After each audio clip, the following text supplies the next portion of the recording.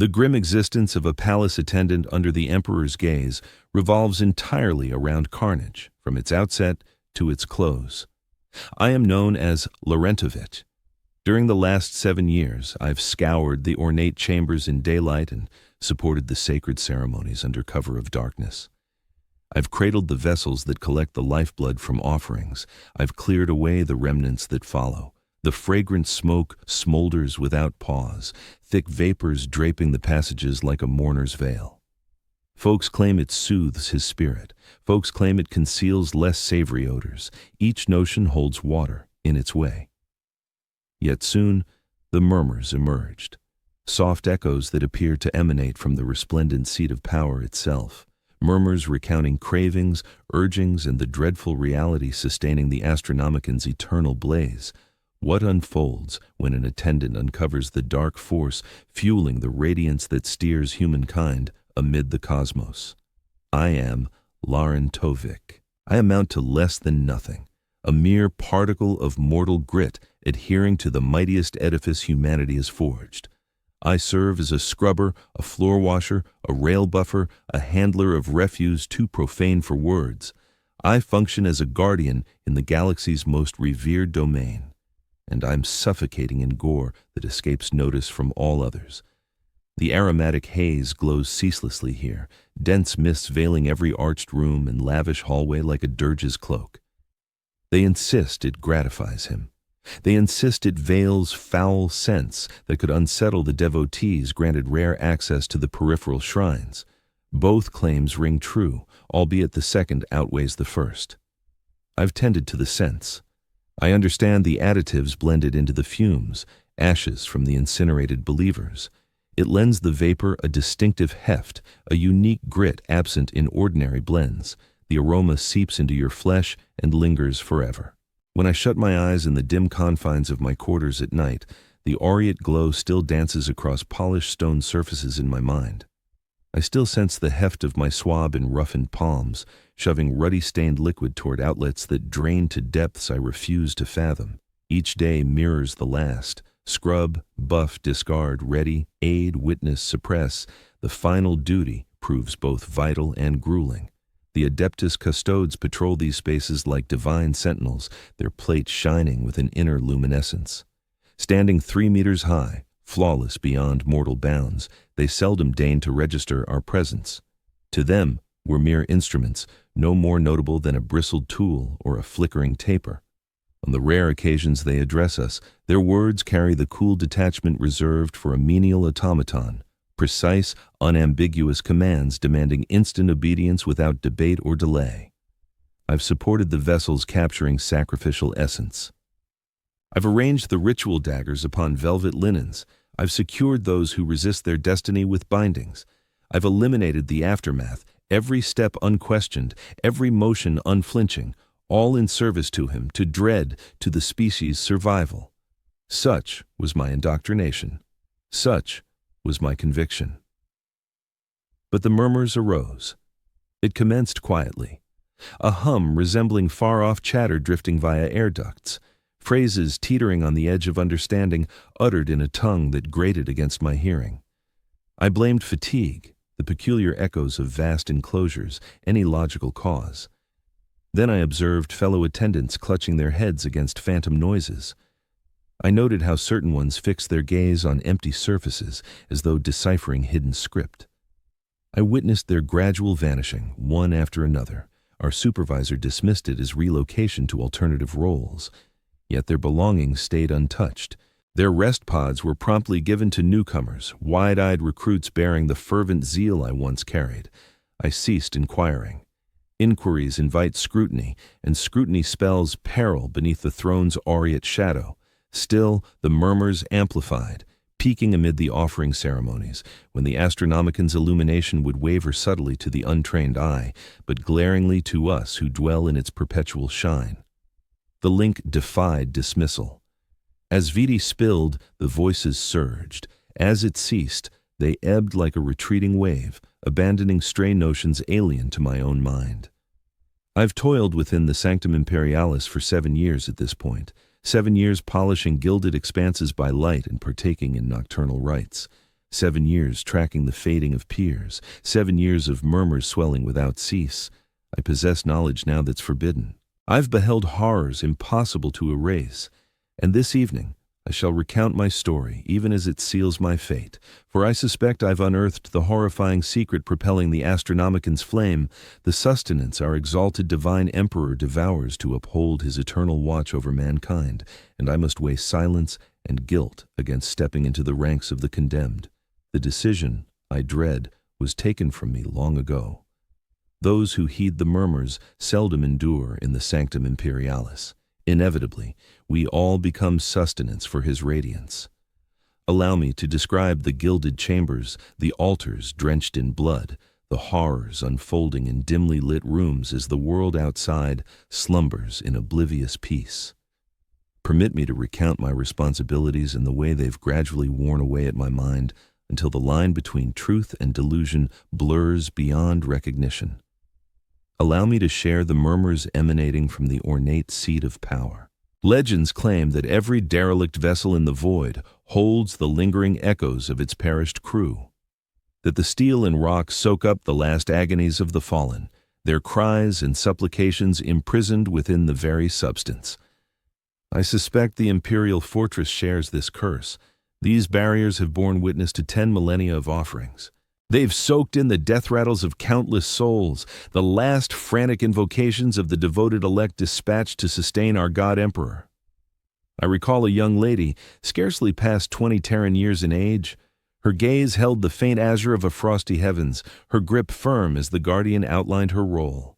Picked from vast multitudes, drawn from the pious throngs journeying to the holy site. To offer herself to the Emperor represented the ultimate privilege. Tears of elation streamed down her face as they bound her to the slab. I positioned an ornate vessel under her neck while the ceremonial knife fell. She made no sound. Plenty remained silent. Their devotion upholds them right to the finish. It's only later, as their essences are pulled into the throne's intricate machinery, that the wailing starts. Not in our plane of existence, but in some neighboring realm. A domain detectable solely by those who've lingered too long in these corridors. The aromatic smoke that afternoon hung especially heavy. Blends of cedar and resin fused with the remnants of scores of believers. It adhered to my garments, my flesh, the depths of my chest. As her lifeblood brimmed the container I clutched, its heat penetrating the metal to warm my fingers. That's when I first detected it. A presence without sound. Concepts beyond speech. Feed it more, it conveyed, though articulation falls short. It embodied craving in shape, desire in expression, eternally demanding increase. I almost let the vessel slip. The guardian spotted my pause, his stoic armored visage swiveling my way with robotic exactness. I composed myself. Any lapse in service was beyond contemplation. I kept the vessel steady until it overflowed, then bore it solemnly to the conduit channeling its essence toward the throne's core devices. While I emptied the crimson flow into the groove, observing it drain to hidden basins, the murmur returned. Insufficient, insufficient, feed. My fingers shook. Crimson flecks marred my attire, an unforgivable error for someone like me. The blemish would brand me negligent, unfit. Reprimand awaited, maybe demotion to menial tasks. Yet, right then, my attention fixated on the utterance rising from the conduit, from the vital fluid, from all directions and none. That evening, I scoured my clothes until my joints rawed, desperate to erase traces of my blunder. During the toil, I saw fellow servants mirroring my efforts. Some wept without noise. Others displayed such emptiness they resembled mere automata. No one uttered a word. We'd all grasped that quietude ensured endurance. In my cramped quarters, stretched on a narrow pallet just fitting my build, I clamped hands over my hearing and beseeched quiet. "The Emperor safeguards," I repeated inwardly. "The Emperor safeguards." Yet when exhaustion claimed me at last, a single query seared my thoughts. Who shields us from the Emperor himself? The ceremonies adhere to a rigid timetable, governed by computations so intricate only the elite of the Adeptus Mathematica can unravel them. Certain days bring no tributes whatsoever. Others demand scores handled with clockwork precision. The Astronomicon demands constancy. The warp-guiding psychic flare, enabling passage through the warp, must never dim. Lacking it, mankind would stand severed, exposed, condemned. This truth is drilled into us from the outset. Our role's gravity is instilled with zealous intensity. We're not mere janitors tending surfaces or arranging sacred tools. We uphold the Imperium's vital core. Each gleaming facet mirrors his sacred glow. Each flawlessly performed rite bolsters his hold on our species' endurance. I held to this conviction. We all embraced it. Devotion buoys us through these sunless vaults untouched by daylight. Devotion infuses meaning into the ceaseless wiping of gore from stone tiles. Devotion elevates the handling of mortal remnants from macabre chore to holy obligation. Yet devotion crumbles beneath the relentless seep of voices from the other side. A vault lay buried in the heart of the forbidden core, accessible to scant few servants. Assignments there were deemed haphazard, but the selected never grinned, never locked gazes with peers thereafter. That vault terrified me above all, for reasons I couldn't name. Then arrived the moment Overseer Vanth summoned. "Attendant Tovik, your name. Report to Chamber 17 tonight." The declaration landed like a grim verdict. Nearby, fellow servants averted their gazes, a few subtly tracing the Aquila's emblem. No one extended well wishes, no one uttered a sound. I dipped my head in respect, my mouth parched beyond speech. The hours slipped by in a haze of habitual chores executed with robotic efficiency, even as my thoughts churned wildly. What lurked within Chamber 17? Why did those summoned back come altered? Would I emerge unchanged? Escape crossed my mind. But to where? The Imperial Palace formed its own vast realm, a maze of halls and rooms sprawling kilometers wide. Outside stretched terror, a world familiar only through fragmented holovids and data pads. As a devotee of the Golden Throne, my purpose was singular: to obey. No other path existed. When the synthetic lights faded to mimic dusk, I presented myself at the antechamber beyond room 17, per the directive. Flanking the entrance, 2 custodians mounted watch, their aureum plate gleaming under the dance of torch flames.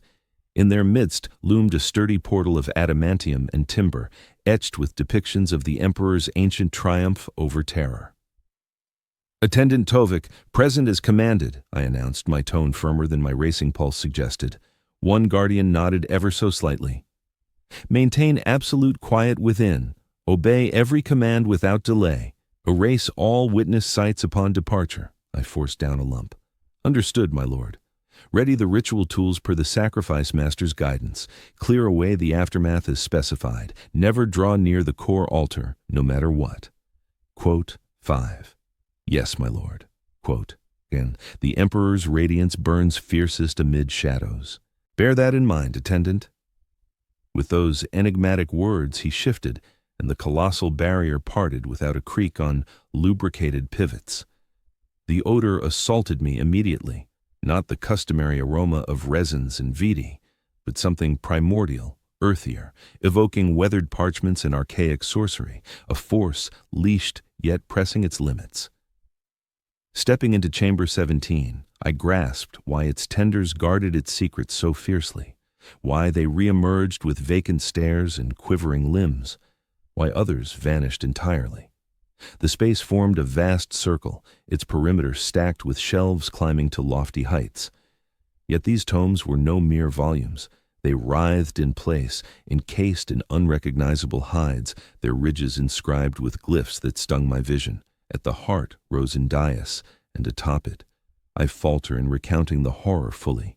Even recalling it now, my psyche recoils. It resembled a rift in existence, a gash through our plane's weave. Encircling it glided cowled shapes, their robes adorned with motifs akin to the Inquisition's, yet twisted, as if distorted by a funhouse mirror. One glided nearer, visage shrouded in shadow. "The instruments," the entity intoned, timbre ambiguous, neither man's nor woman's, but an eerie hybrid, or maybe transcendent. A mittened palm indicated a bench I'd overlooked, laden with devices both routine and otherworldly. Conventional scalpels next to arcs that defied geometry, golden chalices paired with vessels of vital crystal throbbing like organs. I approached the surface and set about organizing the array per my drills, despite the strangeness of many. My fingers busied themselves, but my sight drifted relentlessly to the dais, to the aberration enthroned there. From that aberration emanated murmurs sharper than before. 17, they cooed. 17 holds our vigil. 17 lets us extend. 17 wears the barrier thin. A blade slipped from my grasp. The metallic ring against the floor reverberated grotesquely in the room's eerie resonance. Every motion halted. Every veiled face pivoted my way.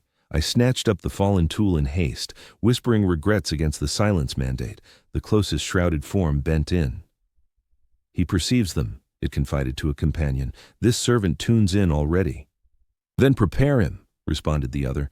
Designate for the elite rite. Chill surged through my arteries. Whispers of the elite rite had circulated among us in midnight confessions. Those chosen for it dissolved from sight. No relocation, no reassignment, just oblivion, as though erased from history. I pressed on with the preparations, tremors now betraying my grip. The silhouettes resumed their labors at the dais, probing the fissure in manners beyond my ken, while the susurrations intensified. Unite with us. Unite, they urged. Sustain us. Merge into us. Time dragged in that hellish vault. I fulfilled my role, handing over utensils on cue, carting off refuse I dared not name, wiping stains that slithered independently. At last released, I bolted, not strolled, to my dorm, dodging the puzzled stares of peers.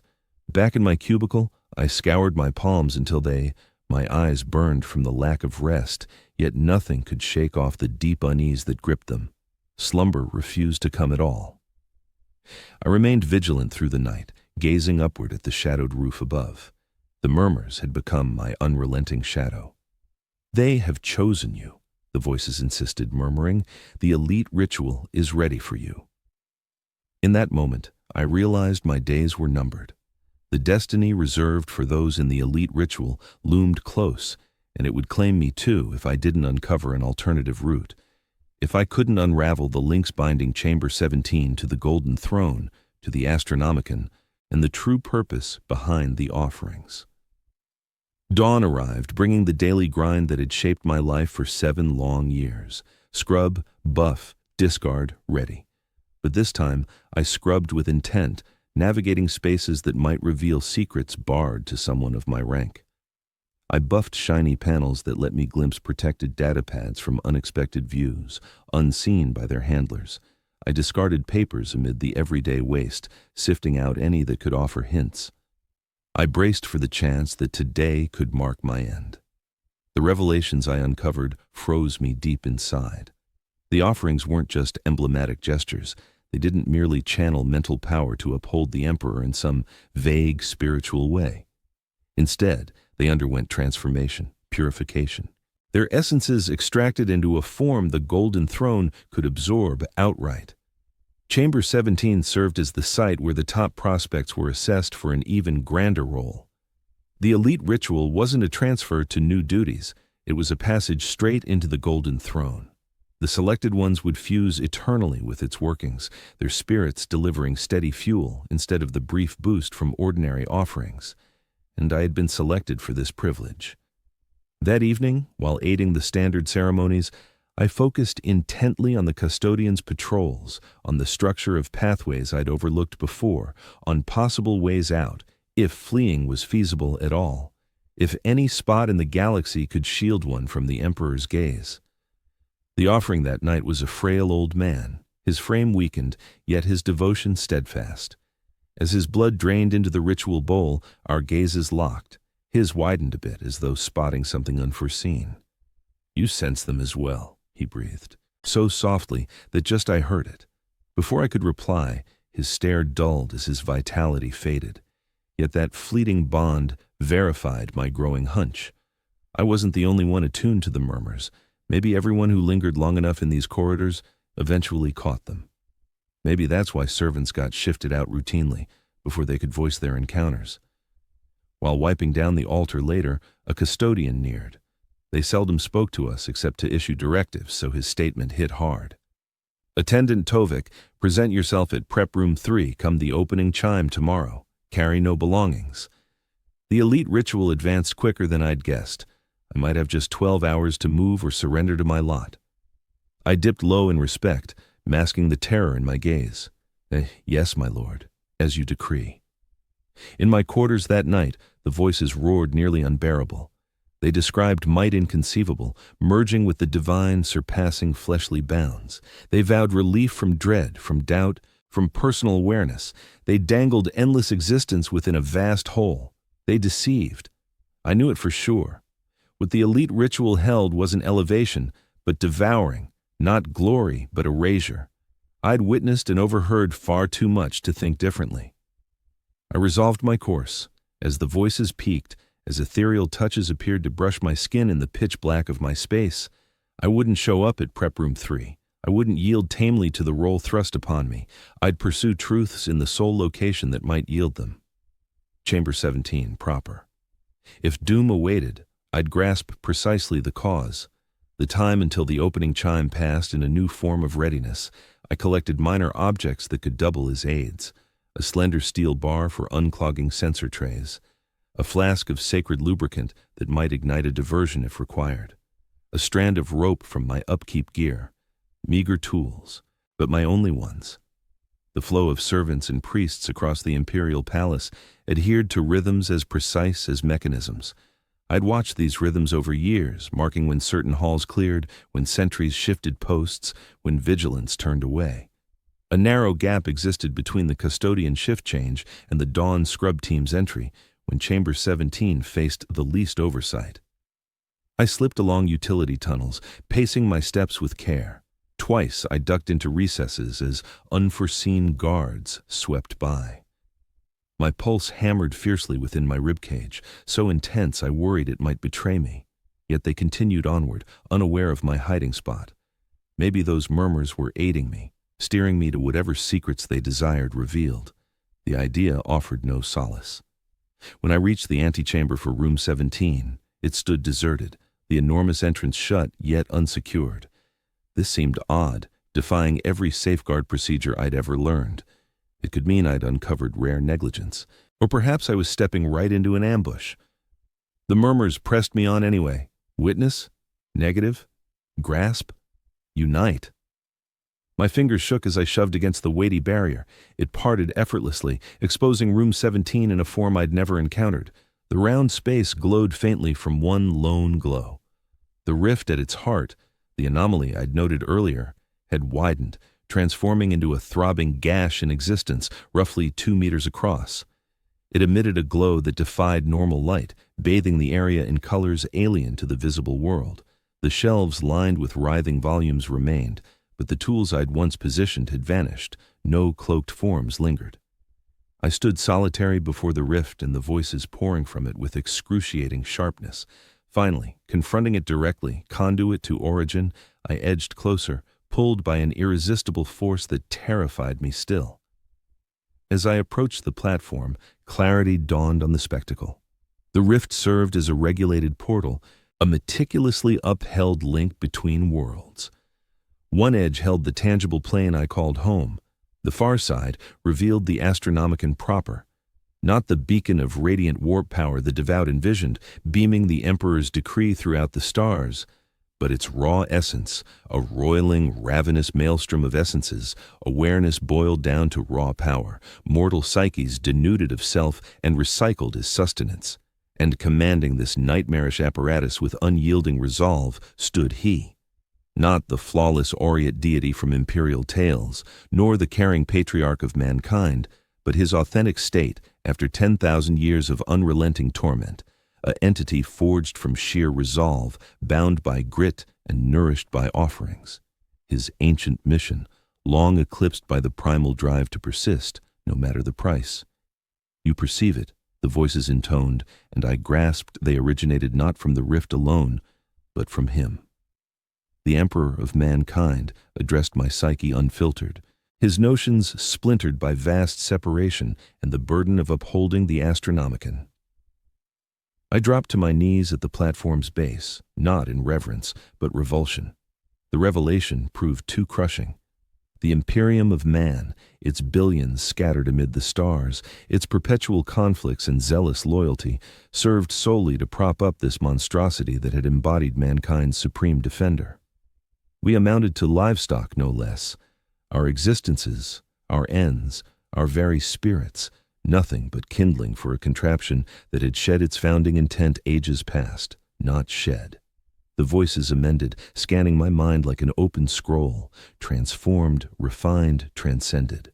Visions surged through my thoughts, the emperor in his prime, marching over war zones, forging worlds beneath his dominion, the treachery of Horus, the devastating schism that ensued, the grievous injuries he endured, injuries meant to slay, the forging of the golden throne as a survival scaffold, the gradual, inexorable twist of its role. As his awareness splintered beneath eons of pressure, I am to direct, the voices conceded. At present, I devour, no option, no recourse. Mankind demands the signal. The signal demands lives, the formula straightforward. I witnessed the arithmetic of horror unveiled, the precise computations dictating the precise count of offerings needed to keep the Astronomicon at full brilliance. The screening methods pinpointing which people yielded the purest essence. The cultivation initiatives guaranteeing an endless flow of the strongest warp talents. A vast apparatus of slaughter functioning with icy exactitude across 10,000 years. Elite ritual, the voices went on, supreme tribute, unending offering, timeless devotion. Now the full scope of Preparation Chamber 3 crystallized for me. Not mere demise, but assimilation. My awareness would endure, sustained by artifice, as my essence fed ceaselessly into the Golden Throne's gears. I would morph into an eternal cell, sentient yet powerless, raging yet voiceless, and this fate would stretch not across mere years or lifetimes, but perhaps epochs. Merge with us, the voices implored, imperative, obligation, triumph. I retreated from the platform, from the rift, from the awful reality it exposed. My spine hit an unyielding form, not the far wall, which ought to lie several paces distant. Ironclad gauntlets clamped onto my shoulders with unyielding force. I didn't have to look back to recognize my captor. The unmistakable aroma of holy unguents and time-worn ceramite revealed everything. A guardian had lurked in the gloom of Chamber 17, patient and still, anticipating my arrival. "Attendant Tovik," came the familiar timbre of the custodian who had called me to the elite ritual. "Your inquisitiveness speaks well of you. Rare are those bold enough to pursue answers head-on. I made no effort to break free from his hold. Resistance would prove pointless.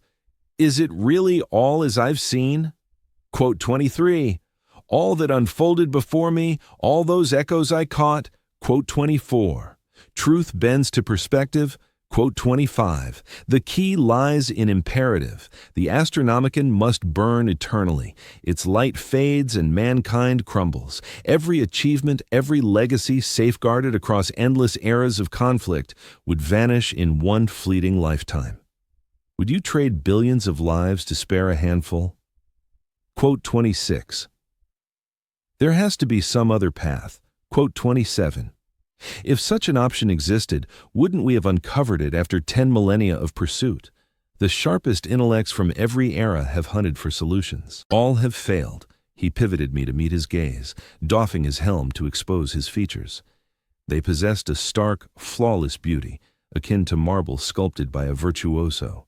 His stare betrayed no malice or mercy, only ironclad certainty. Your selection for the elite ritual, Attendant Tovik, was deliberate. Not a whim, nor retribution for your illicit ventures. It began weeks prior, when the murmurs grew distinct in your mind.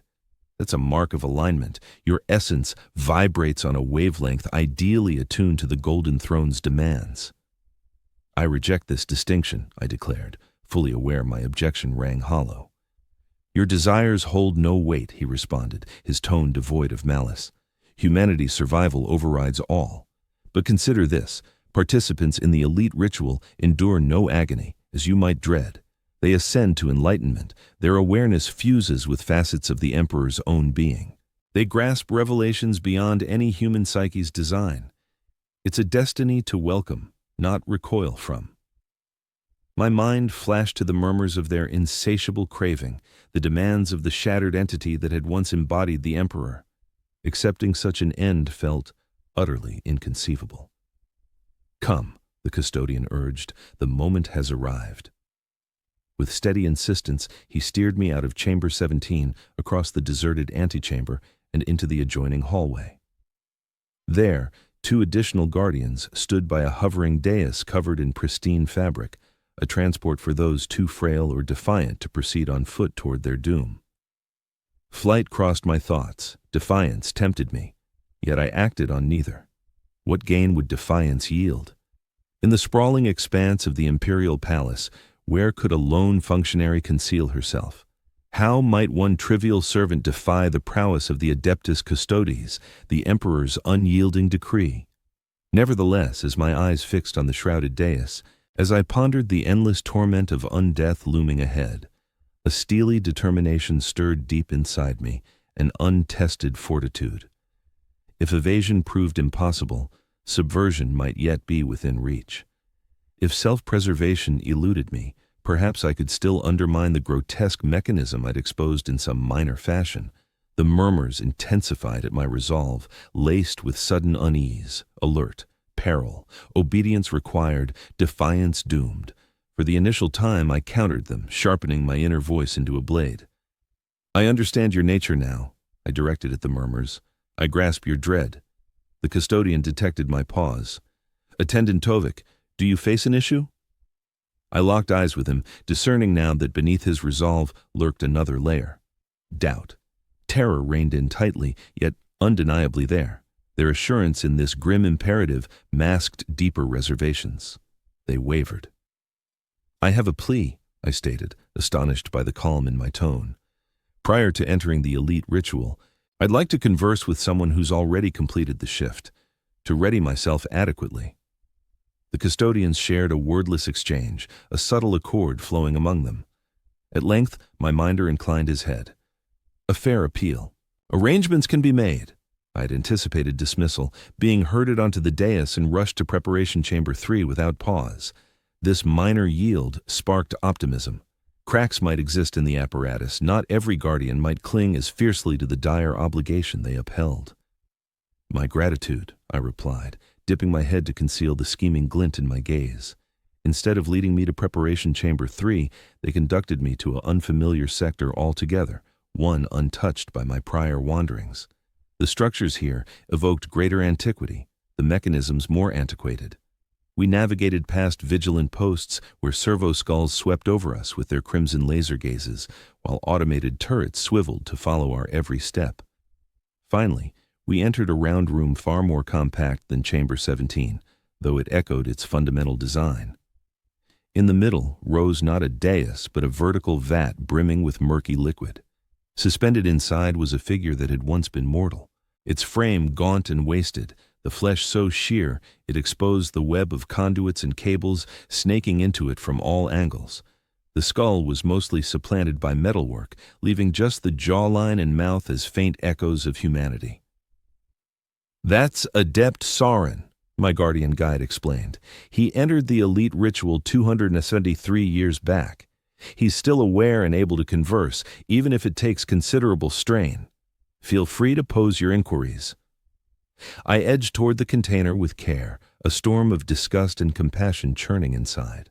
The entity that was once Adept Sauron drifted in its nourishing slurry, showing no sign it sensed me there.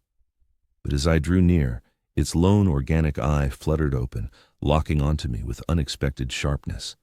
Gears whirred softly. A voice emitter affixed to the vat's exterior buzzed into action. "Do you perceive them?" The tone was synthetic, yet it carried an undeniable trace of mortal anguish, agony without end, beyond comprehension. "Yes," I confessed. "The murmurs reach me. Then you grasp it, the awareness of my fate in the elite ritual. You see what I've turned into." The eye closed and reopened deliberately. From the emitter came a noise like a chuckle from a creature no longer blessed with breath. "No, your understanding is still shallow." "Share it with me," I pressed, moving nearer to the vat. "Describe the reality of it all?" The guardians stirred restlessly, yet held back from stopping me. Maybe they yearned to learn what Adept Sauron might reveal. Maybe after endless ages of duty, the question had never crossed their thoughts. To start, agony. Sauron's words grated out via the device, torment defying description, followed by unraveling, the self-dissolving, merging into him. Does it match the Guardian's assurances, a kind of elevation, a merging with the Emperor's mind? That eerie synthetic mirth returned. Merging, indeed, but far from their portrayal. We turn into sustenance, nothing else. One Guardian advanced. That's sufficient. Adept Sauron's mental processes are evidently compromised. His insights can't be trusted. Allow him to continue, I demanded, caught off guard by my own audacity. If I'm destined for his path, I merit the honest account. The Guardian paused, then retreated. Fine, but make haste. I faced the vat once more. Adept Sauron. Is resistance possible at all? Once underway, can the ritual be halted? The eye expanded a fraction. Halted, never, undermined, maybe. The murmurs flow in dual directions. Before I could probe his meaning, sirens wailed. Crimson alert lamps flooded the space. The Guardians snapped into readiness, arms materializing in their grips like illusions made real. Intrusion. In Zone 7, a robotic announcement blared across the complex's audio network.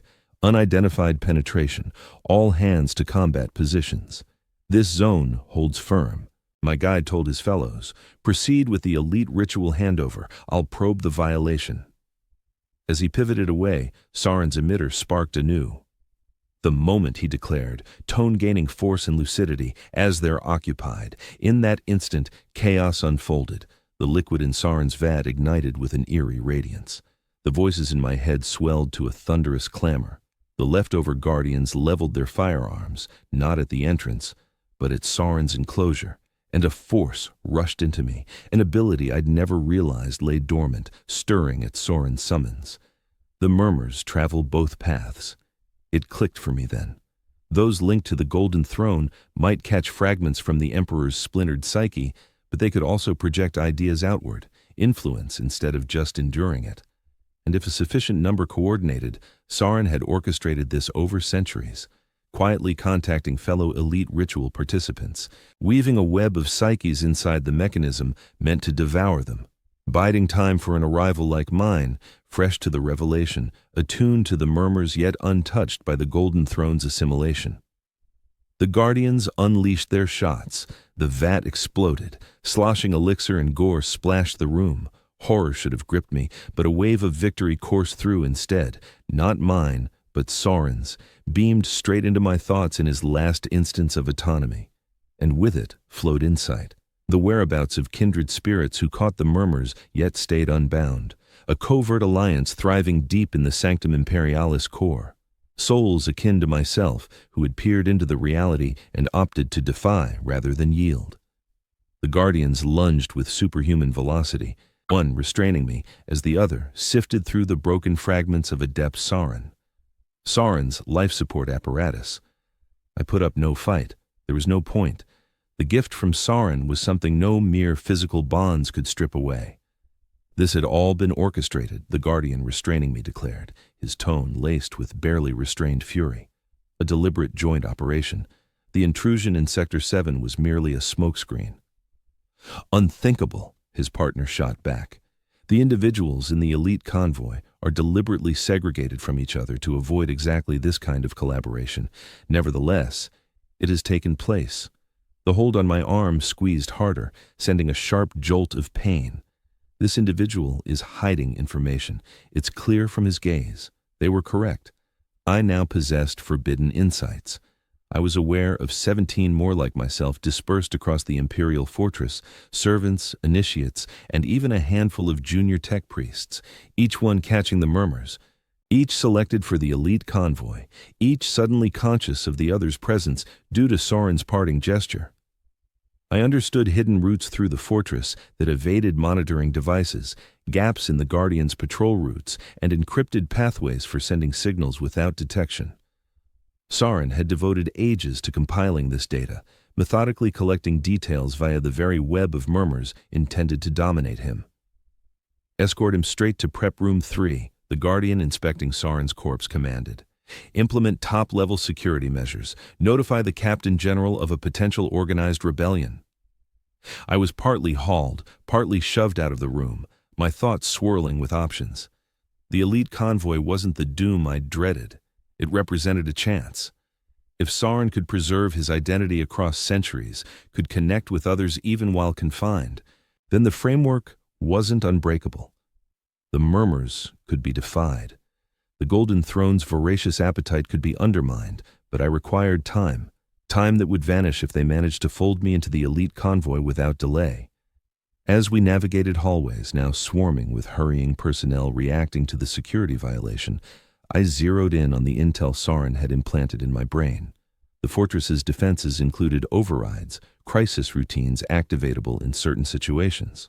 One such routine pertained to quarantine steps for potential warp taint, steps that would briefly seal off palace areas, including Prep Room 3. I possessed no known psychic talents. The murmurs had arrived unsolicited, not invoked. But now, tapping into Sauron's wisdom, I grasped at an inner potential I'd never recognized or delved into. I concentrated on the closest surveillance sensor as we went under it, broadcasting a frantic mental plea. Warp taint identified in Sector 3. For an instant, silence. Then, fresh sirens, distinct from the ongoing clamor, started blaring. Isolation barriers crashed into place in front of us, blocking the route to Prep Room 3. Robotic mechanisms dispersed holy water and smoldering herbs into the atmosphere. Announcement systems buzzed with recorded alerts regarding a feasible demonic breach. The Guardians stopped short, sharing puzzled looks. This didn't align with the unified handling of the Sector 7 incident. This was a fresh crisis, one disrupting their intended path. Unbelievable, one grumbled. Detection equipment would have picked up real warp presence unless the equipment itself was tampered with. His partner replied, "We must avoid any hazard. Rules require us to safeguard the item in the closest holy enclosure until the quarantine is verified." The item, that was me, reduced from servant or individual to mere utility, a part awaiting assembly. Their offhand objectification fueled my determination. They veered off, guiding me to a compact ceremonial space I knew was reserved for readying lesser offerings. It would stand vacant now, as every staff member rushed to address the cascade of alarms reverberating across the fortress. Upon reaching the space, one guardian locked the entrance while the other compelled me down onto my knees at the heart of a cleansing sigil etched into the ground. They remained silent. They acted with the unshakable assurance of veterans who had repeated these motions innumerable times across eras of duty. The sigil was crafted to confine psychic forces, halting any erratic outflows amid ceremonial setup. Now, in a twist of fate, it could prove my sole lifeline. Sauron's lore indicated that such sigils, if handled right, could also mute the murmurs briefly, forging a zone of cerebral quiet where I could plan without his splintered psyche crowding mine. As anticipated, once I was entirely inside the sigil, the murmurs dimmed, not vanished, but subdued sufficiently for me to focus on my subsequent move. The guardian who'd barred the door advanced, extracting an object from a panel in his limb. A vial brimming with shimmering amber liquid that gleamed under the illumination like molten alloy. "This initiates the readiness phase," he stated flatly. "It'll immobilize your voluntary movements while keeping your awareness fully alert. Don't fight it. Surrendering will smooth the shift." I gazed up at him, studying his flawless, emotionless visage, and voiced the query brewing in my thoughts ever since grasping the reality. "Do you genuinely think this is essential, that no other path exists?" His grip faltered, the needle suspended in midair. For an instant, a shadow of uncertainty crossed his countenance. "I trust in the Emperor's decree." Quote 44. The Emperor's decree? I chuckled bitterly, the sound grating even to myself. I've listened to his murmurs, sensed his craving. Whatever lingers of the Emperor craves nothing beyond devouring. His psyche is shattered, tormented across 10,000 years of torment. What you revere isn't the Emperor of humanity, but a contraption cloaked in his title, sustained by the essences of his devotees. The custodian's demeanor stiffened. Blasphemy. Utterances from one already tainted. Not tainted, I countered. Enlightened, as you might become. You catch those murmurs as well, right? Everyone lingering too long by the golden throne eventually hears them. You've just trained yourself to dismiss them, to regard them as inevitable tolls for obligation. Quote 49. No more discussion. Finish the dose. Quote 50. What other option do you suggest, attendant? Lacking the Astronomicon, mankind perishes. Countless billions would perish as vessels strand in the warp, worlds severed from provisions, foes detecting our frailty and striking to annihilate. Quote 51. I'm uncertain, I conceded, but I recognize this framework is crumbling. The appetite intensifies annually. Greater offerings demand more. The sacred rite swells. Soon, even that won't suffice. And afterward? Quote 53. Afterward we'll devise fresh remedies, the custodian asserted resolutely, as we've done before.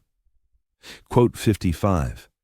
When I pressed, after another 10,000 years of nourishing him with spirits, after devouring how many millions extra? There has to come a threshold where the price exceeds even mankind's endurance. The secondary custodian advanced, his tolerance evidently spent. This abstract quarrel serves no purpose. Proceed with the injection, brother, now. As he lunged for the syringe, set to deliver it personally, the room's vox emitter burst into static. Alert to all guards. Numerous intrusions reported across the Citadel. Signs of organized revolt. All sacred rite nominees to be eliminated at once. Repeat. Eliminate, do not safeguard. Quarantine level alpha. The custodian stiffened, exchanging stunned glances. Eliminate, one muttered. But the nominees represent vital assets. Locating fitting substitutes demands months of vetting. Perhaps the very alignment is the peril, the other ventured deliberately. Perhaps those most attuned to the murmurs harbor a hazard we've overlooked. Quote 62. Sorin Forturi. Quote 63. You brilliant renegade. Quote 64. We must confer with the Captain General without delay. Quote 65. These commands could be falsified, woven into the uprising. Quote the transmission verified, authentic. Quote 67. And our oaths bind us to compliance. Quote 68. He's up to something, one custodian remarked. Abruptly, he caught sight of my faraway gaze, some form of mental link. The syringe thrust toward my arm, yet I didn't flinch or pull away. No point in it. The ring around me, meant to trap psychic forces, was now fulfilling a different role. As the tip pricked my skin, power surged from the etched symbols in the circle, a backup mechanism activated by the risk of inserting outside substances amid an ongoing lockdown ritual. The amber liquid never reached my bloodstream. Rather, the syringe exploded, its contents splashing onto the Guardian's plating, where it bubbled and corroded like corrosive venom. He recoiled sharply, caught off guard for a brief instant. That pause was sufficient. Via the web of linked thoughts, I tapped into information I had no right to know. The exact pressure points on a Guardian's form that, if hit in exact order, would briefly sever the link between their augmented nerves and their limbs. My fingers lashed out with unnatural quickness and accuracy, not wholly under my control. A trio of blows, blurring beyond mortal sight, the Guardian crumpled, alive but immobilized by his suit's self-imposed lockdown. His partner sprang into action without delay, his Guardian lance aimed straight at my chest, though the circle's outburst had disrupted him as well. The armor's embedded intellect faltered amid muddled inputs. The lance discharged a heartbeat too slow, its power beam charring the ground where I'd crouched instead of searing my body. I was in motion by then, directed by pilfered expertise and reflexes. Steering clear of a head-on clash, which would have been fatal, I dodged, leveraging the room's ceremonial fixtures as barriers. He was slowed by his orders to capture me intact, by doubt over the unfolding chaos. I faced no such limits. Intrusion detected in Ritual Room 7, I announced, my tone an exact replica of the fortress's mechanical warnings, more borrowed insight, pulled from the pooled recollections of our hasty alliance. The Guardian wavered, his gaze flicking slightly to the door. Raw impulse briefly trumping discipline. That was my chance. My palm located the hidden climate panel next to a ceremonial font, yet another insight from our merged awareness. I punched in a code, unclear on its full effect, but relying on Sauron's long-term scheming. A thick fog of incense filled the air, not ordinary stuff, but a rare mix reserved for elite defense ceremonies. Its aroma was unmistakable, provoking set reactions in Guardian gear, protocols meant to shield against chaos incursions. The Guardian suit clamped shut entirely, visor engaging, outer detectors powering off as life systems took priority. For about 7 seconds, he'd be cut off from sight and sound in the real world, depending only on his armor's core intellect to scan for dangers. 7 seconds. A lifetime in a fight, plenty to dash through the tiny access port that Sauron's intel exposed behind an ornate cover. A route just wide enough for me, but far too tight for a fully suited Guardian to pursue. As I wriggled into the tight corridor, I caught the whir of his armor resetting. Then, his garbled shout through the helm's speaker, summoning backup. I didn't linger. The tunnel sloped down into the palace's hidden underbelly. Old pipes for energy, fluids, signals, service paths built for machines, not people. I scrambled, ascended, forced through tightening gaps, always steered by our group's shared wisdom. 3 more had arrived at our meetup spot, an abandoned vault in the fortress's most ancient bowels. Areas from before the Horus Rebellion, prior to the Emperor's binding to the Golden Throne. Zones scrubbed from archives, yet preserved in the Emperor's shattered recollections. Insights now flowing via the murmurs. Toic One welcomed me as I dropped from an air duct. A lady maybe a bit senior to me, her palace servant garb dirtied and ripped. I'm Maris. Meet Donnell and Ellis. Quote 71. How many more survivors? Quote 72? Can't say, Maris answered soberly. The Guardians are meticulous, though Sauron's ploy has stretched them out. Could be up to 10 by the end. Quote 74, and after that, quote 75. What's our next step? The fortress is locked down. Even the terror beyond wouldn't hide us, supposing we breach the outer layers. Quote 76. We stay put. Quote 77.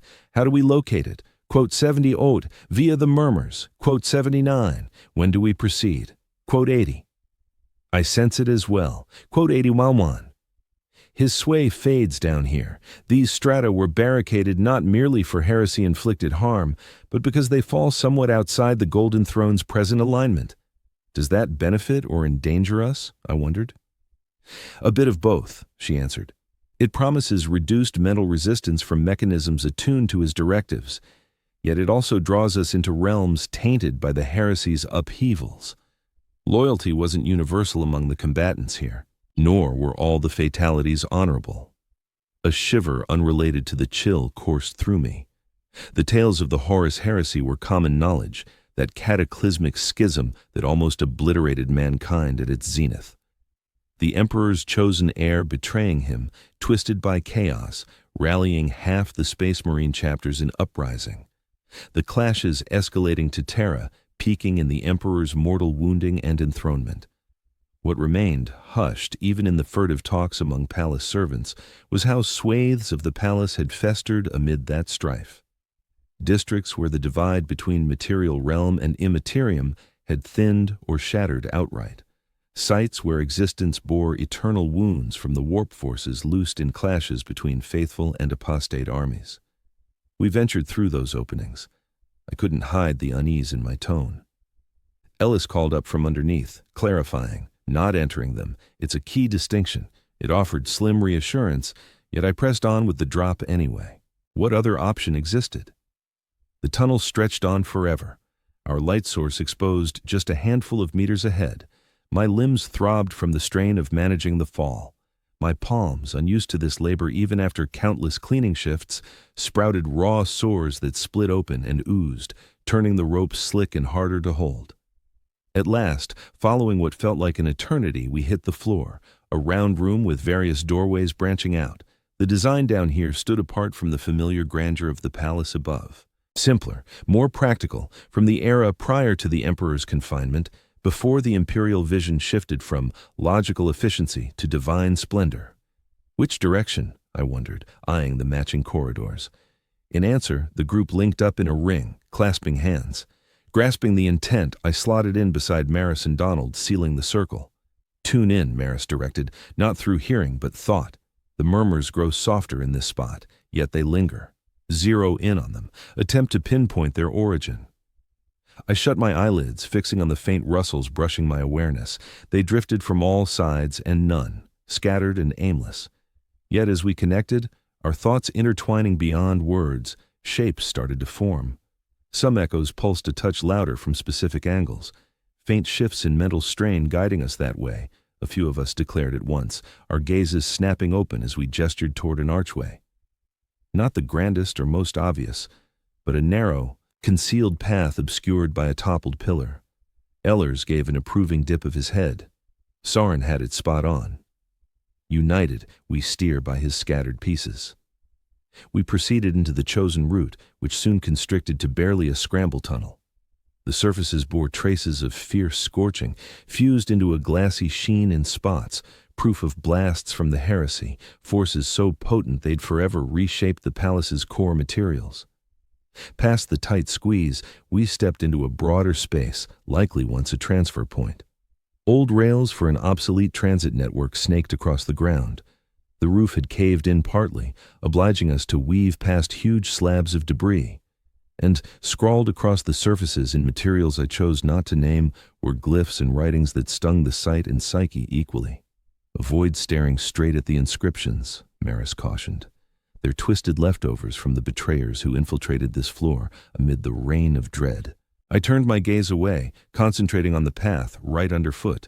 Still, I sensed the markings tugging at my mental fringes, offering secrets, strength, and freedom from dread. Luring calls wholly unlike those rising from the golden seat.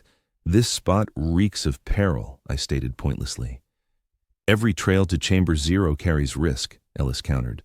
"The material path due to taint such as this, the standard one thanks to the custodes. No secure paths lead to our target." We advanced as swiftly as prudence permitted, tracing the telepathic guide only we detected. We doubled back twice when routes blocked by rubble proved impassable. One time, a defense mechanism endured after 10 millennia, compelling a detour. Relic servitors, more mechanism than flesh, roamed certain zones mindlessly, requiring us to sync our steps with their regular circuits. And constantly, the further in we delved, the more the palace's essence felt off, edges that refused to meet properly, textures that appeared firm visually but gave slightly under pressure, noises that echoed too distantly or faded too abruptly. Existence here bore scars, mended unevenly from the devastating warp blasts of the heresy. After a span that could have spanned hours or days, tracking time elusive in these unlit abysses, we arrived at what seemed the end point, a huge adamantium portal, round like a vessel's hatch, etched with alerts in a dozen tongues. Some familiar, others so archaic they predated the Imperium. "Chamber Zero?" I queried. Ellers denied with a shake.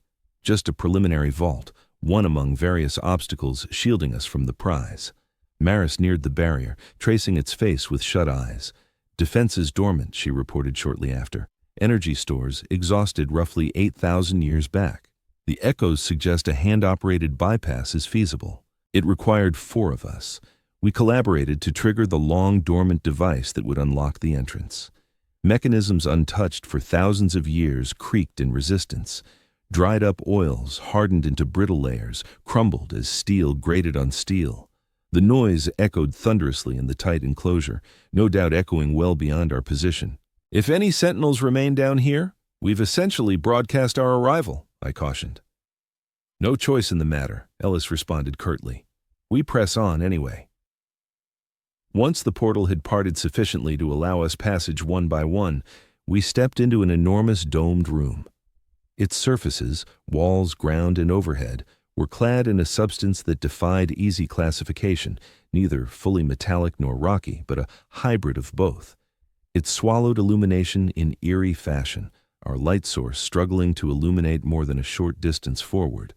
Null matrix alloy. Garrus recognized it. The tech priest traced his cybernetic fingers over the texture. Engineered to suppress warp energies, incredibly scarce and challenging to fabricate. I've encountered mere fragments in the tightest guarded forge temples of the Mechanicus. and whole enclosure sheathed in it, Myers murmured. The expenditure in materials would be immense, unless crafted via alternative processes, Ellis observed softly. Techniques vanished or outlawed within the modern Imperium. In the heart of the space rose a plinth bearing what looked like a plain gilded block, roughly half a meter per dimension. Devoid of inscriptions, switches, or connections, just flawless, untarnished aurium. A navigational seal, Garrus determined following a thorough inspection, linked to the psyche. It ignores physical contact, yielding only to psychic directives from permitted individuals. Can we circumvent it? Mace inquired. The adept shook his head. Not with any methods I know. This engineering surpasses routine mechanicus rites by ages. It could even antedate the Imperium. We clustered near the block, our features mirrored on its impeccable sheen. 12 escapees in ragged soiled garments, weary and fearful, yet propelled by a mission beyond our complete grasp. Summoned by murmurs and shards, by the frantic scheme of a figure who'd endured eons as scarcely more than a power source. Let's attempt it united, I proposed, just as we found our way here. Merge our thoughts, concentrate on the echoes, direct our shared intent at the barrier. It felt like our sole recourse. We arranged ourselves in a ring encircling the plinth, clasping hands once more. I shut my eyes, attuning to the subtle voices that pierced even the null matrix enclosing us, tuning into the pieces of his awareness that had steered us thus far. Still, nothing stirred. The block stayed lifeless, mirroring our fatigued expressions impassively. This isn't succeeding, Donald stated, irritation clear in his youthful tone. Perhaps a precise directive is required, a mental key phrase or similar. Or perhaps we're just not the approved operators, Garrus ventured grimly. The mechanism might be attuned solely to the Emperor or Primarchs or designated custodians.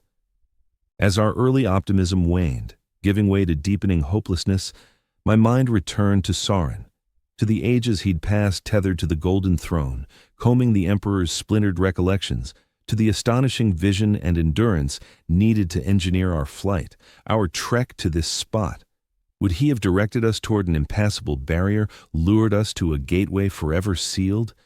We're handling this incorrectly, I declared abruptly. We're approaching as humble seekers, as supplicants begging entry. That's the mindset of aides, of subordinates. And what mindset should we adopt? Maze wondered. Like his, I answered, the insight sharpening as the words formed. Those murmurs aren't mere perceptions we receive. They're portions of him embedded in us. No petitioning is needed for entry. We must channel the very power that forged this seal originally. Realization spread across their expressions. We linked hands anew, yet now we turned our attention inward, toward the segments of his psyche lodged in our psyches, not reaching out to an outside force, but manifesting the inherent command already residing inside. For an instant, my sense of self started to fade, absorbed into a unified awareness immensely broader than our dozen intellects, an awareness encompassing everyone ever bound to the Golden Throne, every soul ever touched by the murmurs, an awareness holding traces, no matter how faint or warped, of the Emperor. The gilded block started to shine, not bouncing back rays, but emanating them from its core. Its immaculate face undulated like liquid stirred by a pebble's fall. Then, abruptly, it vanished entirely, exposing a sheer drop plunging into utter blackness, the genuine route to Chamber Zero. Ellis exhaled, awe threading his words. Before we could advance into this fresh opening, a noise from the rear spun us around, the enormous portal we'd traversed. The portal we had just passed through was expanding, broadening to allow entry for something far bigger than any person. Positioned at the threshold, their sentinel weapons poised, stood 3 guardians clad in complete combat armor. Quote 82. One declared, his enhanced tone resonating through the rounded enclosure. Quote 83. Escape was impossible. Our sole way out remained the vertical drop exposed by the vanished block, and its depths were a total mystery. The guardians moved forward deliberately, their gilded plating shining faintly under the glow of our portable lamps. Beneath those blank visors, I pictured icy gazes assessing the quickest method to dispatch us. Quote 84, Maris urged in a sharp whisper. Quote 85. Donald objected. Quote Teetern 86, she retorted. Quote Teetern 87. The Guardians lifted their sentinel spears. From countless sessions watching their drills, I recalled their strikes possessed an almost prophetic precision. In such tight quarters and proximity, the initial barrage would claim us all. Still, they held back. Our arrangement near the platform, combined with the radiant opening that had replaced the gilded block, seemed to give them second thoughts. Quote 88, the front Guardian commanded. Quote 89. Ellers let out a bitter chuckle, its empty echo bouncing oddly off the curved walls. Quote 90. The Guardian pressed ahead another pace. Quote 91. Right then, I committed, not only for my own sake, but for everyone. For Sauron, whose centuries of scheming had led to this, for each offering I'd aided in arranging, every life devoured to prop up a crumbling regime. I hurled myself into the drop. The plunge surprised me. Rather than a wild tumble into blackness, a force akin to manipulated gravity seized me. My speed eased into a controlled glide. The rest came after me, a few diving by choice, the others shoved by allies just before the Guardians unleashed their shots. The passage stretched deeper than it had looked from up top. Our descent dragged on for what felt like ages, the upper glow shrinking to a speck before fading out entirely. Amid the pitch black, I caught the ragged breaths of the group, interspersed with quiet pleas or oaths. What lurked beneath was anyone's guess. Whether the Guardians would give chase remained unknown. Suddenly, we burst into a glare so intense it seared our vision for an instant. My boots met firm footing, the shift from freefall to stability so seamless I couldn't mark the precise instant. As sight returned, a scene unfolded that shattered every preconception. We found ourselves in an immense round hall, impossibly expansive beyond the palace's mapped scale. Its boundaries weren't forged of gold, stone, or unyielding alloy, but a clear substance showing nothing at all. Not shadow, not radiance, but a void so absolute it stung the eyes to stare, as though outside lay not just vacuum, but oblivion incarnate. Dominating the hall's heart was the authentic golden throne. It shared scant similarity with the elaborate shrine I'd seen at grand rituals. This artifact felt infinitely older, utterly otherworldly. A basic seat crafted from what seemed alive metal, aureate yet pulsing with unnatural curves. It rested on an elevated platform, encircled by intricate devices, blending familiar imperial mechanisms with utterly alien parts I couldn't fathom. And seated there, I dropped to my knees, not in reverence, but stunned horror. We all collapsed that way. Even Ellers, braced for the worst, choked out a gasp of revulsion. The occupant was vaguely human-shaped, yet scarcely identifiable as such. Shriveled past starvation. A hide like cracked vellum draped a bony skeleton. Hoses and wires pierced the form at myriad spots, throbbing with unknown elixirs. The cranium loomed oversized, warped to house a mind swollen past mortal bounds. This wasn't the exalted, flawless icon of imperial lore. This wasn't the Primarch's sire, the galaxy's subjugator. This was a remnant of humanity, twisted or elevated into something unrecognizable. Quote 92. Eris murmured, her words faint, but my focus shifted to the throne's foundation, to the basin of fluid encircling it, not H2O, not gore. Yet, in the midst between those extremes, drifting within the fluid and bound to the seat by countless threads of shimmering gold luminescence, appeared human silhouettes. Scores of them, their corpses showing a range of upkeep from intact to crumbling, all directed toward the throne in postures of desperate entreaty. The elite cadre, I voiced suddenly, not woven into the machinery like we'd assumed, but preserved right here, linked straight to it. As my words hung in the air, the fluid undulated. One of the suspended shapes twitched faintly, its head pivoting with torturous deliberation, until milky eyes dulled by age locked onto me. Sauron, I whispered, spotting a familiarity in that ruined visage, even though I'd never glimpsed it prior to the vat's destruction. The mouth stirred. No noise escaped, yet the message reached me clearly somehow. Finally, the last elements have come. Before we could react, a beam of golden brilliance shot down from overhead. The wardens had trailed us via the conduit, their drop regulated by the same devices that had eased our plunge. They touched down in flawless array. Sentinel lances aimed not toward us, but at the throne directly. "Withdraw from the forbidden linkage," their commander barked. "This site is barred under decree from Malkador the Sigillite. Clearance Alpha Delta Apex." Maris inhaled sharply. Malkador? But he perished amid the rebellion, 10 millennia past. "This vault lingers somewhat beyond standard chronology," Ellis murmured softly. "A vital adjustment to anchor the Astronomicon post the Emperor's confinement. Some directives and safeguards operate as though decreed mere hours ago." The foremost warden edged forward warily, his focus steady and unyielding. This zone was locked away deliberately. The linkage is volatile, erratic. It was designed as temporary, never enduring.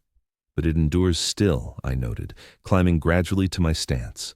10,000 years onward, devouring spirits ceaselessly to sustain a signal, dimming further with every era's turn. How many additional ages until collapse? How many further offerings until only craving remains of him? The warden paused, and right then I beheld an unforeseen sight, doubt in one of the Emperor's elite protectors. "The framework is imperfect," the warden conceded at length. "It has been from the outset, yet it alone shields mankind from oblivion. Lacking the Astronomicon, the Imperium crumbles. Without the Imperium, mankind stands exposed to the terrors lurking amid the voids between worlds. Surely options exist," Maris pressed, "methods to uphold the signal absent perpetual tribute. If such paths were viable, wouldn't we have pursued them?" the warden challenged. "Do you imagine we revel in this burden, that we haven't devoted 10,000 years to seeking a superior solution?" While they debated, an odd pressure mounted in my thoughts.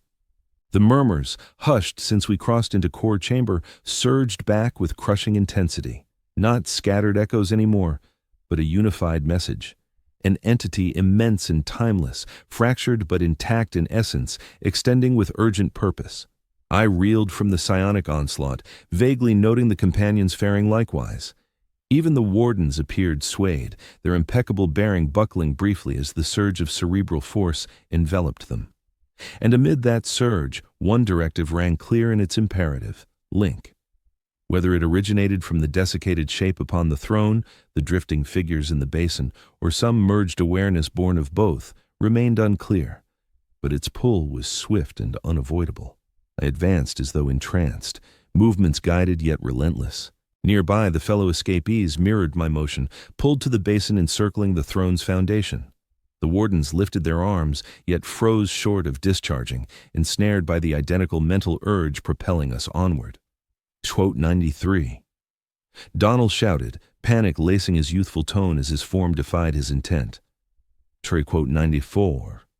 Ellis answered with an uncanny serenity. Quote 95. As my boots met the basin's rim, clarity dawned.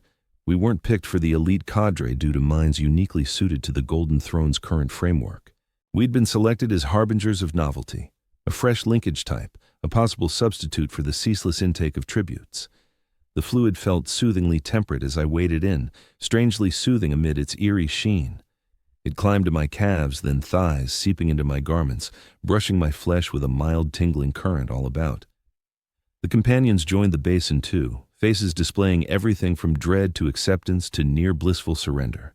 The drifting shapes animated more vigorously, craniums swiveling our way, hazy gazes following our advance. Sauron's ruined countenance. His features twisted into something resembling a grin. For ages his voice echoed softly in my thoughts. We labored to connect with sufficient intellects, to assemble compatible spirits in a single location and era, building the essential threshold for metamorphosis. Metamorphosis into what? I wondered, the question forming as much in my psyche as on my lips. A fresh arrangement, the response arrived, emanating not solely from Sauron anymore, but from every suspended shape in harmony. A symphony of thoughts voicing together, a streamlined connection, reduced expenditure, enhanced endurance, a path ahead. The Guardians had plunged into the basin too, yet they fought vainly against the irresistible urge propelling them. Their opposition proved pointless. The force guiding us held no malice, yet it tolerated zero rebellion. As the fluid climbed to my torso, radiant threads akin to those linking the hovering entities to the seat started reaching out toward me, toward everyone present. They brushed my flesh with a feather-light touch, then pierced below the surface, linking to my neural pathways in manners that ought to have caused torment, but yielded merely a feeling of broadening perception. My awareness started blending with the rest. Beyond my comrades in escape, beyond the ethereal remnants of past elite parade participants, but with splinters of an entity immensely grander, fragments of an intellect so timeless and potent that even these minuscule portions risked eclipsing my individual identity. I beheld the sovereign in his former state, the individual prior to legend, the researcher and conqueror who forged dread via tactical brilliance and unyielding foresight. I witnessed his forging of the Primarchs, bioengineered marvels designed as tools for domination and illumination. I observed the grand campaign, the founding of the Imperium, the aspiration of a human revival shielded from Xenos threats and the warp's taints, and I perceived where it had unraveled. Horus's treachery indeed, but deeper still, the core weaknesses in the Emperor's blueprint, the hubris that convinced him he could master energies surpassing his grasp, the frantic steps after his brush with annihilation from Horus's assault. The Golden Throne, devised as a provisional fix, yet evolving into an eternal cage.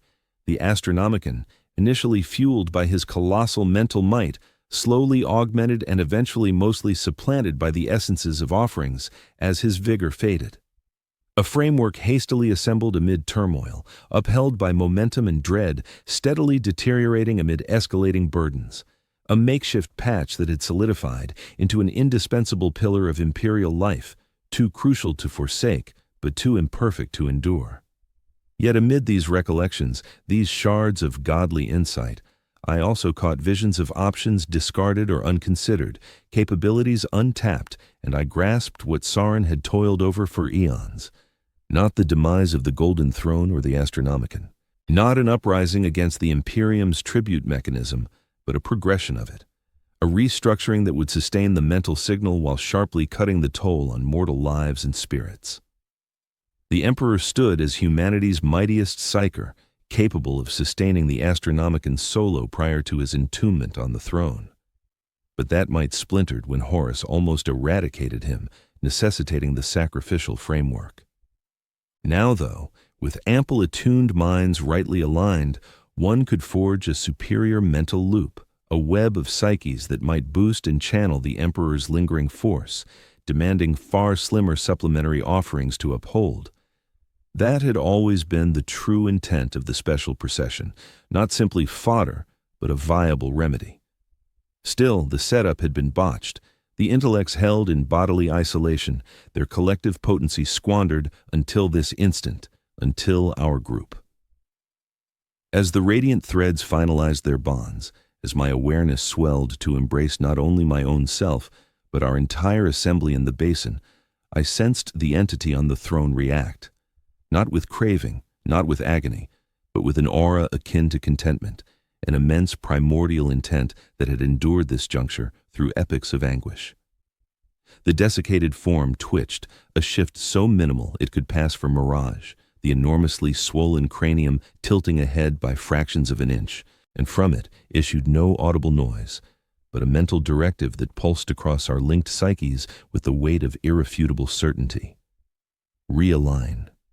The apparatus encircling the throne sprang to life, elements shifting that had lain dormant for generations. The fluid within the basin ignited with mounting brilliance. The radiant threads throbbed with vitality that surged not merely from us toward the throne, but reciprocally from the throne to us.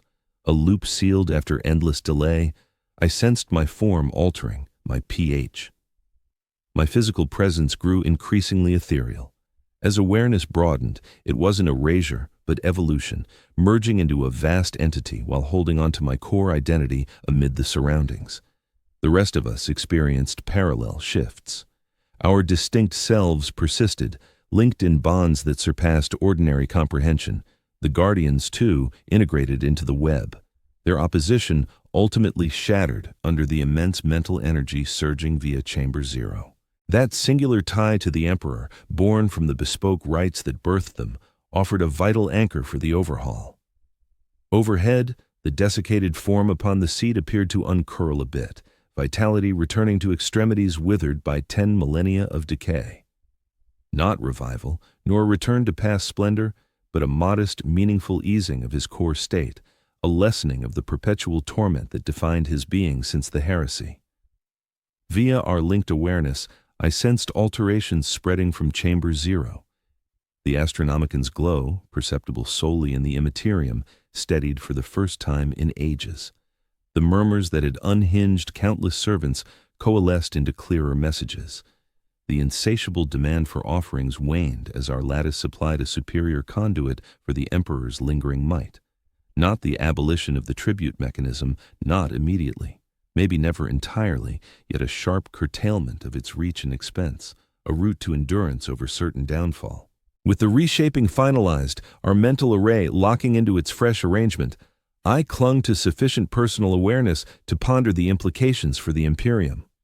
What response would the High Lords of Terra muster upon discovering the events in Chamber Zero?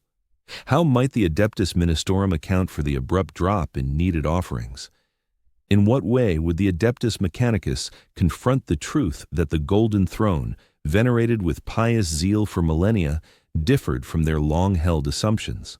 Yet these issues fell to others, the ones still tethered wholly to corporeal life, tasked with aligning the Imperium's unyielding doctrines to this unforeseen development. For us, the chosen cadre, another destiny loomed, not the stagnant demise Soren had borne for centuries. Not the devouring I dreaded upon my initial designation, but an innovative state within the lattice sustaining the Astronomicon. Our minds endured, our uniqueness intact, though amplified past the confines of isolated human thought. We'd exist in limbo, not wholly vital nor utterly perished, neither thralls nor deities. We'd evolve into an anomaly without label or lexicon in the Imperium, stewards of the Emperor's splintered soul, enablers of mankind's psychic flare, sentinels of the fragile golden thread averting the race's annihilation. This wasn't the path I'd select knowing the outcome when those murmurs first reached me, nor the redemption Soren pledged with the insights that guided us here. But it sidestepped the dread of perpetual ingestion the prior regime exacted. It turned obligation into near intent, offering raised to vital input over simple kindling. As my bodily shell melted deeper into the aureate fluid, as perception swelled to embrace wider swaths of the lattice, I cast one last reflection on the imperial palace overhead, the gilded corridors I'd scrubbed for years, the ceremonies I'd supported, the tributes whose vitae I'd aided in gathering. Those would carry on, the corridors, ceremonies, tributes, yet maybe with marginally less vitae, maybe with murmurs that directed instead of just craved, maybe infused with intent surpassing raw persistence at all expense.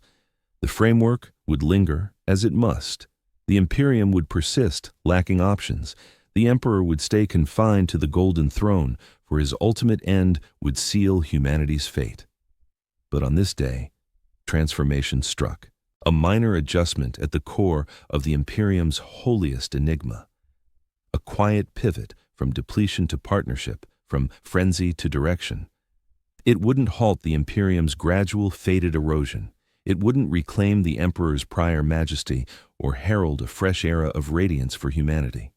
Yet, it could grant time, centuries, maybe millennia, for alternative remedies to arise, other avenues to unfold.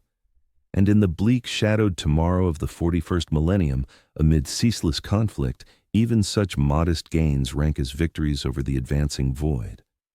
My name was Larentovich. I was nothing. A mote of mortal grit adhering to the grandeur, the grandest edifice humanity had ever built. I served as a custodian, scrubbing tiles, buffing banisters, and handling the unspeakable remnants.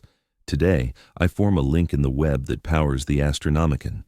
I exist as a single awareness amid countless others, bound to shards of the divine. The murmurs persist in my thoughts, yet I now comprehend their meaning. I have become one with them. And should you labor in the gilded corridors of the Sanctum Imperialis, should you aid the ceremonies and clear away the aftermath, should faint voices stir at the fringes of your perception, heed this truth. They represent more than mere craving. They transcend simple agony. They offer a summons. They impart meaning. They embody the toll exacted for humankind's endurance in a cosmos that regards it with apathy. They signify the expense of upholding a guiding radiance amid shadows that would devour everything. Attend to them, grasp their essence, and when the moment arrives when you are chosen for the sacred rite, realize that what lies ahead is not just devouring, but offering. Not simply cessation, but evolution. The Emperor safeguards, yet it falls to us to safeguard the Emperor. We uphold his glow. We bear the burden for humanity's ongoing survival, and in the vast sweep of ages, perhaps we shall uncover an alternate route ahead, a fresh trail through the void, a novel resolution to the enigma that has plagued the Imperium across 10,000 years. What befalls when the Astronomican's brilliance at last dims? For the present, the echoes endure. The opulent chambers shine, the ceremonies carry on. And far below the palace, in a vault that lingers partly beyond temporal bounds, a lattice of psyches upholds the fragile aureate thread separating mankind from oblivion. Attend closely during the hushed moments. You may catch our voices calling to you.